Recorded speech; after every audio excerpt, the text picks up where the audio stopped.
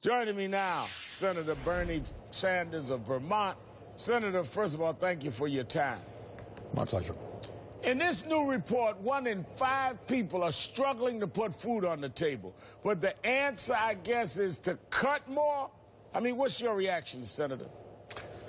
Al, we're living in very, very strange and disconcerting times. We have more people living in poverty today than at any time in the history of the United States of America. We have the highest rate of childhood poverty. Meanwhile, the rich are doing phenomenally well, and corporations are enjoying record-breaking profits. And it is astounding to me from a moral perspective that folks in the Republican Party stay up nights figuring out how they can give more tax breaks to millionaires and billionaires and large corporations, and then come back and try to cut food stamps for families who are hungry, for kids who are hungry, try to cut Social Security, Medicare, and Medicaid. It is really a very ugly moment in American history. I mean, when we look at last year's GOP proposal, Senator Sanders, it called for $135 billion in cuts from food stamp programs over 10 years. Now they want more cuts on top of this?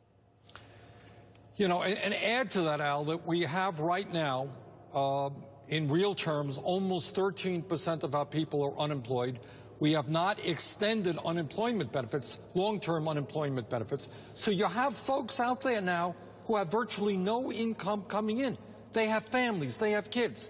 How are they going to eat? We have veterans out there who are trying to get into the food stamp program. To me, what you're looking at is an ugly kind of class warfare where the people on top want more and more and more, and they're pushing down in an incredibly terrible way the most vulnerable people in our country. Well, let's stay there a minute, because let's look who's on food stamps. A new report from the Department of Agriculture shows 45% of food stamp recipients are children.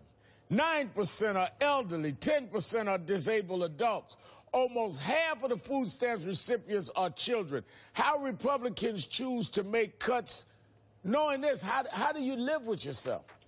Well, that's a good question. I mean, it's a basic moral issue that we as a nation have got to really discuss. Tax breaks for billionaires and cuts for nutrition programs for kids. If a kid does not have enough food to eat, how is that child going to do well in school? He or she is not going to do well in school.